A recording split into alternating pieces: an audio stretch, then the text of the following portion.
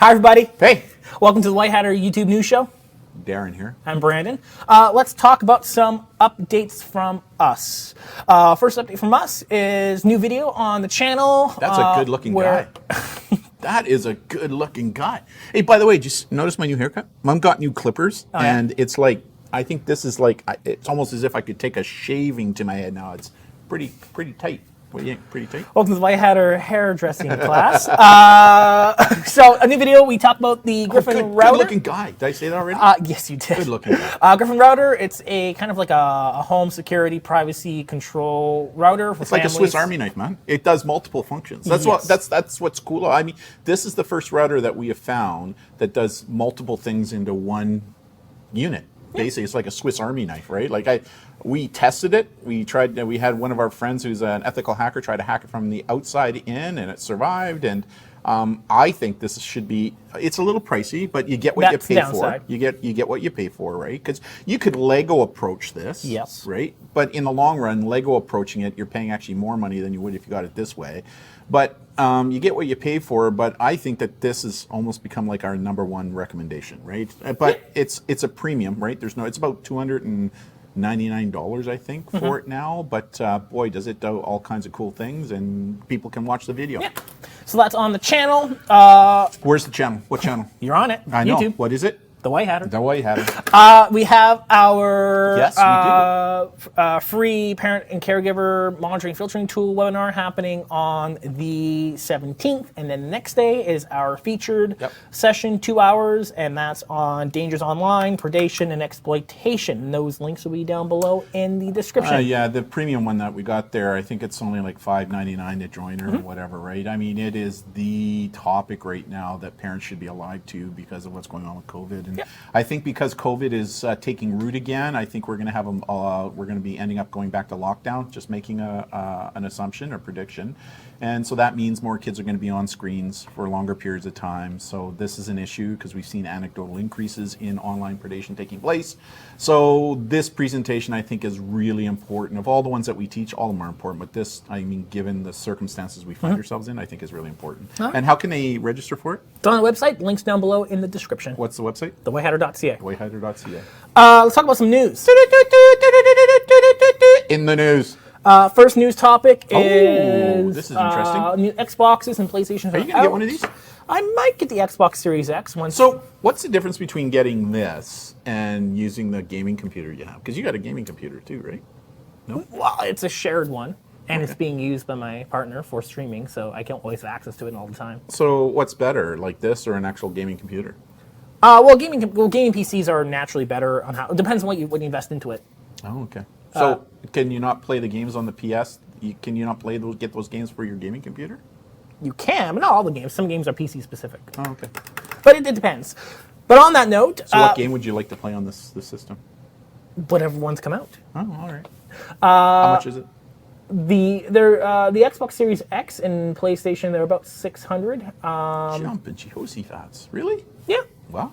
All right. Yeah, $600, and they're estimated to last for like 5 years or something for the generation. Okay, right? that's good. That's good. Where you can spend probably equivalent. I mean, you can spend the same on a gaming PC, but because PCs have other things need for them to use requirements. But you can do other things with PCs, though, right? You can. If you want to get one that's matching, you probably want to spend closer to $1,200 for a PC in order to kind of. 2,200, so like 2,200. No, $1,200. Okay. Hello. Yeah. Hello. Good morning. Good morning. So. Scalpers, which is not uncommon. We see it every console generation. So individuals using bots, buying these in bulk, and then reselling them online for double the price. I mean, this is big in the entertainment industry right now too, right? Where tickets go on sale for major shows and stuff, and bots are buying them all up. Scalpers are using bots, and then they'll sell the tickets at significantly marked up prices, right? Because you can't get them online. Yeah. So same thing happening with this now. Yeah, I mean, again, don't buy into the scalpers. There will be more of these on the market, and really, there's no killer game that's coming out for them really anytime soon, anyways. Maybe 1 or 2 for PlayStation, but really, this like. What's the one you're waiting for a game coming out right now that has Keanu Reeves in it? Cyberpunk, yeah, that's out on December 10th. And that's not a PS game, right? You can these new consoles are backwards compatible, so you can play older games on them. With the new Xbox, you can actually upscale, and it will actually run the old games better. What's it called? Apex? What did you call Cyberpunk? it? Cyberpunk. When's that coming? That's out on December 10th. Am I even going to see you for a week? Probably not. Where's Brandon? I'll probably. Where's Brandon? We got a show There to may do. not be a show on that Where is week. he? Yeah, we'll see. Yeah, and then so I'll probably be playing on my gaming PC for that. I wonder how much money he got to kind of sponsor the game. You know, his motorcycle company is also featured in there. I heard. Yeah. I mean, he's, of all the Hollywood stars, he's one of the more down-to-earth, ethical kind of guys. He truly is, right? Like, I love his shows, right? And John Wick. I just love his shows. So does your mom, by the way. Yeah. So anyways, interesting. So there will be more consoles in the future. There may be none by Christmas, but there's nothing super amazing that's happening with them right now. All the games are coming out in 2021 anyways. So they're kind of playing on, this is going to be on every kid's list, so let's buy them up because that's what the kids really want. So it's kind of like the Tickle Me Elbow many years ago, right? Where you couldn't get them unless you bought them online at 3, 4, 5, 10 times the price. Right? So there will be more consoles coming out in the new year, and probably a couple more drops before the Christmas time. But don't buy into the scalpers because really there's nothing super killer about them happening right now anyways. Cool. What's the difference? Just the speed, right? And probably the graphics? Yeah, so there's definitely speed. So right now, both of the consoles have solid-state drives. So right now, hard drives, the old ones have mechanical drives that spin. Yeah. Now the default is solid-state, so like a flash drive. Spinning like Cal is doing right now on his exercise bike. I just worked him in again, right? Hey, Cal, how you doing, buddy? So the speed at which these consoles can access data is much faster. So we're going to see the next generation of games having a bigger jump just because of how fast they can access data for games. So no more loading time. Is this compatible with VR? Virtual reality, do you know? To be determined if the game consoles will have VR. Now, the PlayStation has their own VR system, and I would suppose that they will also have VR capability functions in there. The Xbox to be determined, but if you're going to do VR, you definitely want to get a PC for that. The other thing I saw the other day on my feed was a lot of companies are now coming out with these like robotic, hydraulic chairs that you sit in, right? So that when you're playing these games, it's like a simulator, right? Where you're actually, it feels like you're actually in doing stuff, right? Yeah. So pretty cool. So Yeah. Oh, by the way, a new research just on games.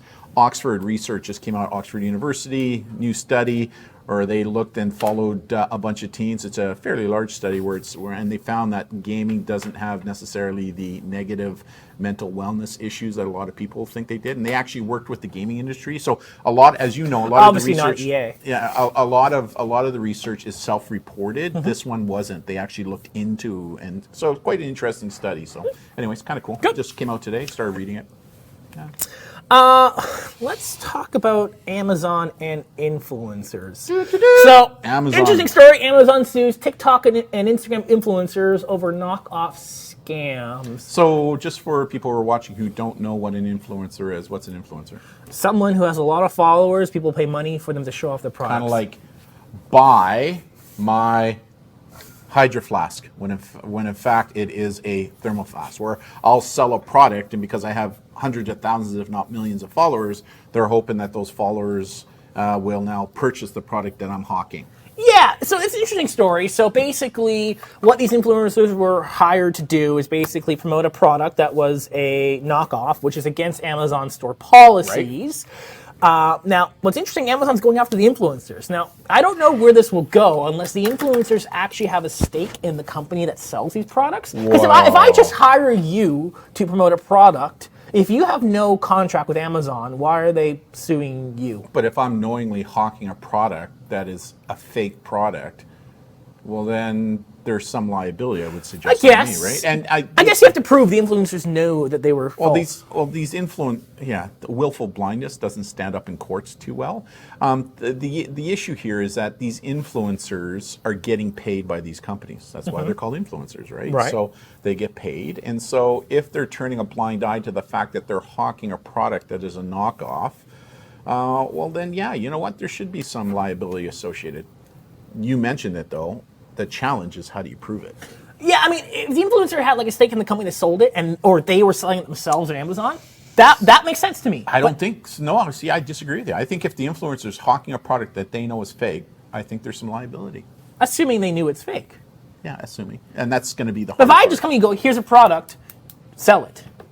Okay, what is the product? And if you say this is a Chanel bag and it's clearly not a Chanel bag, well then there's an issue. How do you know that? How would you suspect the influencer would know that or not? Well, that's their responsibility, right? If I'm going to hawk something online, then I think there's some due diligence that needs to take place by these influencers, right? That's just I don't think there's any legal requirement for them to necessarily do No, due but I diligence think on that. ethically and morally there should be, and I know that. Yeah, but if you're an ethical and influencer and you're in a market that's very tough and competitive to get sponsorships, right? I give you money to. I still think that Amazon, I think they have the right to run it up the tree. They give it a try. Let's see what the courts have I to can say. see right? definitely suing the company that sold them. Oh, most certainly. That's easy enough. Yeah, we'll see what happens. They'll run it up the legal flagpole. Yeah. And see what happens. Yeah, this is part of Amazon's, policy of not having scam products and protecting customers. And We're doing our due diligence, but Yeah, well, what's interesting, additionally this week, the European Commission putting out a $15 billion fine on Amazon for antitrust rule breaking. what's this all about? So we kind of mentioned this in previous shows where it was reported where Amazon was taking proprietary data from its store, from its people who were selling on the store, and using that data to market themselves in order to what products they should make in order to undercut third parties. So a good example. Hydro Flask is a big selling product, so why don't we make something that looks just like a Hydro Flask, sell it under a different name, and therefore it's the same product, just a different branding. yeah, made cheaply, mass-produced easier, but with the Amazon basic sticker, because that's their brand, and then undercutting their third-party vendors because they have an equivalent product that's cheaper and all that stuff. So, Amazon, right on. And Both of these stories are all about Amazon securing its position in the market. exactly. Right? And this is clearly the second far. one. The second one that you showed there. Oh, still too far. The second one you showed there is a clear example why mom and pop mortar and brick stores can no longer survive in today's online market, right? Because Amazon, being the behemoth they are, have the ability to do that and therefore offer the same product at a much cheaper price. Yeah. I mean, I know, and I've seen it, where there are groups that offer Nike shoes is a good example, right? Like you're a brand person, you love Nike shoes. So what do? You go into a Nike store, you try on shoes to figure out which ones you like and what size fits you best. But rather paying the $190 or the $200 or the $300 or $400 that are offered in the store, you go online and you find it on sale someplace else much cheaper. And that's what Amazon is kind of doing to a degree, right? And so it makes smaller businesses difficult. Now the issue is going to be what happens when those smaller businesses are no longer around and Amazon has dominated the market. What's to stop them from bumping up the prices? Nothing, because there'll be no place else for people to go. Yeah, no, because smaller people can still. If Amazon bumps up the price, then the third party vendors could still undercut Amazon. But Amazon's strategically positioning itself to make products. But it's real hard for smaller mom and pop companies to do that, right? Because obviously they've got a price point that they have to mark up the product because they have to rent a facility, right, and lease it or whatever. True. And now they have to pay. Well, then they become an Amazon affiliate and then sell just on Amazon, where most people do. Like most products you buy on Amazon is not from Amazon directly. It's from someone else who purchased the products through Alibaba or something or another. That's a pizza. Yeah. Alibaba Pizza. They make good pizza. Well, purchase it through. There's a plug for Alibaba Pizza. Yeah, there you go. Who purchase it through a Chinese wholesaler at a price, and they have the product shipped to an Amazon facility, and they're doing all the legwork, where they still physically have no inventory, which I think is how a lot of, and you'll see these all the time on YouTube videos. It's going to be interesting this Christmas season what happens. I think this Christmas season is going to be a make or break for a lot of small businesses. They're hoping, I think a lot of small businesses that sell products are hoping that this Christmas season will be able to get them through the COVID thing that's going on. But you and I both know that so many people are going, well, why do I want to go out shopping when I can get the same product online from Amazon, simply delivered, already wrapped, and sometimes cheaper than when I can buy it in a store. I mean, Mom and I, we still still try and go down to stores and try to support local business. But in today's world where COVID is financially being very restricted to a lot of families who are maybe not as blessed as we are, it makes total sense. Why would I want to pay $10 at a store when I can get it for $4.99 from Amazon, delivered for free, and sometimes wrapped? Anyways, Yeah. So interesting, right? So interesting. Next quick little story. Facebook's adding a vanish mode feature, which will rival Snapchat and Messenger and Instagram. Yeah, copying somebody's idea is always the best form of flattery, right? Like what they're doing is they're going after the Snapchat market there, right? Now, what's interesting about this one is it's a opt-in, right? So it's not automatic on Facebook or Instagram. You have to opt into it. Yeah. But I still think what's important for everybody to know is that just because it disappears is ephemeral doesn't mean that's in fact true. You know, we say so many times in all our presentations that as soon as you hit the send button, do so with the understanding that everything you're posting is public, it's permanent, it's searchable, exploitable, copyable, shareable, and a lot of times it's all for sale, right? Yep. So don't fall into the trap believing that these things that are going to disappear will disappear and they won't come back to kick you, because we got good examples, especially from places like Snapchat that have been doing this for years, that show that that's not in fact true. Yep. Next one. Some data breach news. Pluto. Is that a planet? It's actually not a planet. What? Yeah. Really? Yeah. What is it? I believe they call it a dwarf planet. Isn't there just like there's big controversy on this, right? Who's the big guy who's all over the media, the astrophysicist? Neil deGrasse Tyson? What does he say? I think he agrees that it's a dwarf planet. Okay, let's go to my favorite, Phil Nye, the science guy. I don't know what he says, but I would assume he's congruent on this. So it's not a planet, it's a dwarf planet. I don't know. I do cybersecurity. I'm not in. So what's Pluto? planets. If it's not a planet, what is it? It's a TV. In the context of what we're talking about. Cal, I'd ask you, but you probably think it's the dog. It's an internet TV service that allows you to stream TV for free, but with advertisements baked into them. Okay. With over 28 million members and all that stuff. So they got breached? Well, what's interesting is that there is a database that's for sale on the darknet from a hacker who has supposedly stated that they have breached Pluto and have gained client information and all that stuff. When you say information, usernames and passwords? To be determined. Everything in there has yet to be verified. But I think it's probably safe to say if you're a Pluto TV member, change your password. Just change your password as a sense of precaution. Is Pluto that popular? Well, it said it was 28 million members. Wow. Is it up here in Canada? I don't know.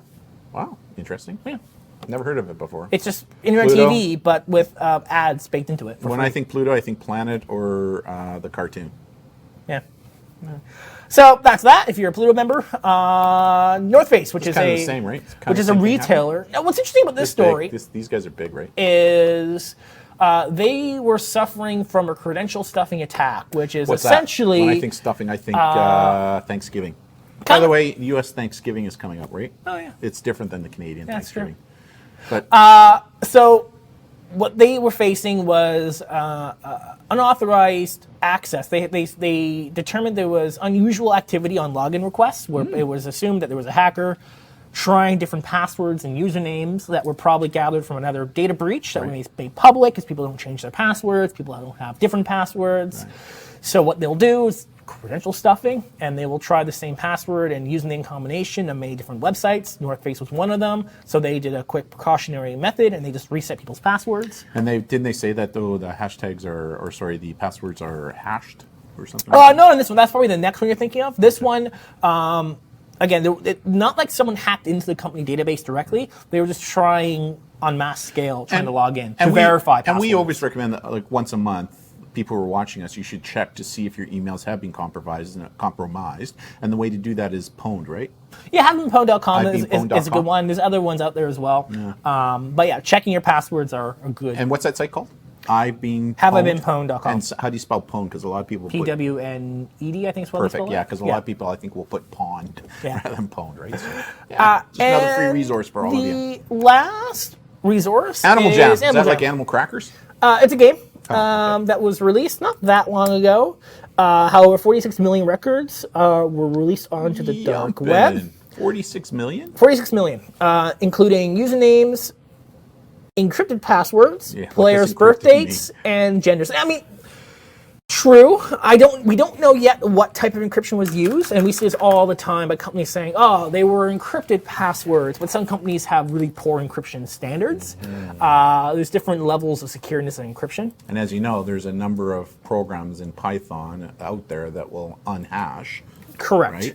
So again, being a newer game, it's probably reasonable to assume that they're probably a more secured encryption method. But that being said, we'll see what happens from this. But emails, birth dates, genders, all that stuff. So once again, if you have got Animal Jam, should you do? Definitely change your password just your to double check and understand that your email and gender and birth date is in this database. And again, I think this is another good example. If there's one thing I'm learning doing all these that I'm doing with you now, I think it's so important that once a month you put on your calendar, go to I've been pwned, just plug in your email just to see if it's been compromised. And if it has on whatever site, change your password. Yeah. Right. And I think this is another good example of why make sure you're not using the same password on all your social networks, which a lot of people do, right? Yeah, I've noticed that's becoming an issue in the last 5 years, and that's why in the kids programs that I do, I talk about this kind of stuff. You do it in the adult program too, right? In the adult program, but I mean, I think it's easier to have kids starting off on a good I absolutely agree. Habits Digital literacy, of having good password strategies instead of trying to have adults change all their passwords And when they're the same. I think the issue here is, so many people are on so many different platforms right now. It's hard to remember all your passwords, right? So one of the things that we do is we recommend an app for both kids and adults to help manage that. What's the app that we recommend? LastPass is our go-to one. LastPass. Yeah. And there's a paid version and there's a free version. Yeah, I use the paid one, and I haven't paid anything for it. You use the paid one, but you don't pay anything? I use Hello? I use the free one. McFly. I use the free one. I haven't paid anything for it, and it's the premium one has extra features on sharing. And how does that work? You just need to remember one password. Yes. To get into all the other ones, and then once you're into the other one, you just click on it, and it immediately connects you, right? Yeah. So it's simplistic. Yeah. All you have to remember is that one simple password, and you never ever use that password on any platform. It's yours. It's in your head. You know it. Yeah. You share it with nobody, including your loved one. Yeah. All right. Yeah. Good idea, right? Yeah. Just a super secret password. Like 01234. No. But so many. Hey, I just noticed your arm there. You've got a lot of those cat scratches. The other arm. Yeah, cat scratches. Cat scratches. Yeah. That's from Haptic. Yes. They got a kitten a couple of months ago, so it's no longer. And what was it? It was a cross between Persian and Maine Coon. a Maine Coon. Yeah. And for people who don't know what a Maine Coon is, it's basically a small mountain lion. It's a big cat. It definitely Haptic has more of a Persian to him than Coon, but it's kind of his Coon features, but on a smaller body, which is kind of cool. Yeah. Yeah. Yeah. He's got a little bit of an attitude too. When you Yes. bring him up to play with us and that kind of stuff, he's got a little bit of an attitude. Kind of takes after you and his mom. Yes, Yeah. he's very saucy. Yeah, for sure. Good show. Yeah, that's that. Good show. Looking forward to this week. I think we got 8 presentations. Actually, I just got connected by a school who's confirmed they want. We did have 8, but now we have another 4. So 8, 9, 10, 11, 12 virtual presentations this week. 4 on Friday 4 alone. virtuals broadcasted here from the White Hatter Studio. That's what's cool. I mean, the other thing that's cool about the White Hatter Studio, and a lot of schools that are connecting with us right now, they're really concerned that come the new year, that schools will remain closed. Mm-hmm. Like they expect that maybe Christmas break will be a lot longer than what it usually is to help try and keep makes people sense. at home. Yeah, I like that idea. Extend Christmas break. That's a good That's That's what idea. they're talking about. So a lot of schools are thinking, well, they may even start to close schools because there's a number of schools that are having some Right. issues right now. So they're worried. But what's really cool about the White Hatter Studio is we're able to beam right into home. So even if kids are now doing at-home learning at home, we can still deliver our programs directly to them in the home in a private, secure way, which is kind of cool, right? Like I shared that with the school today and went, that was brilliant. The other thing that I'm hearing on the feedback, which is very cool, I'm sure you've heard this as well, is that all the kids even the teachers are saying the quality of the production that we're doing is like totally different than Zoom or Teams. Why is that? Why? Because we're not staring at you through a really bad webcam.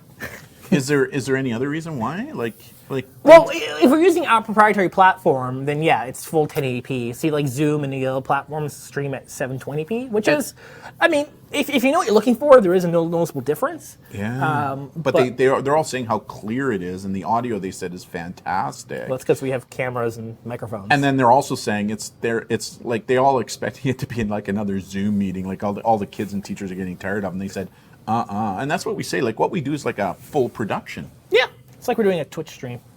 Ooh, what's Twitch for people who don't know what Twitch is? It's a when you say live- Twitch, it's a I think here's my It's a Twitch. live streaming gaming platform. Of course it is.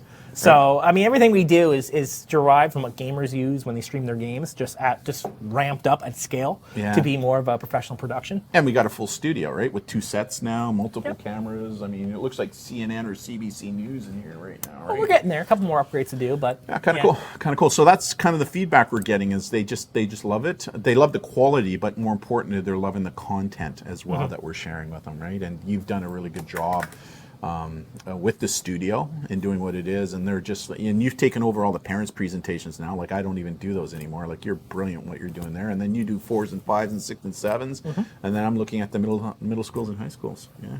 Kind of cool, kind of cool. So for parents and educators and counselors that are watching us, check out our website, www.thewhitehatter.ca, and have a look at the programs. And not only do we do the school programs, but you now also do business programs, right?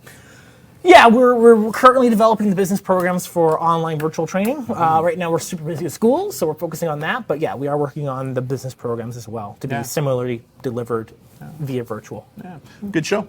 Yeah, really good. So on behalf of myself, I'm Darren. And Brandon, thank you so much for joining us, and we'll see you again next week. See ya. Bye, everybody. now.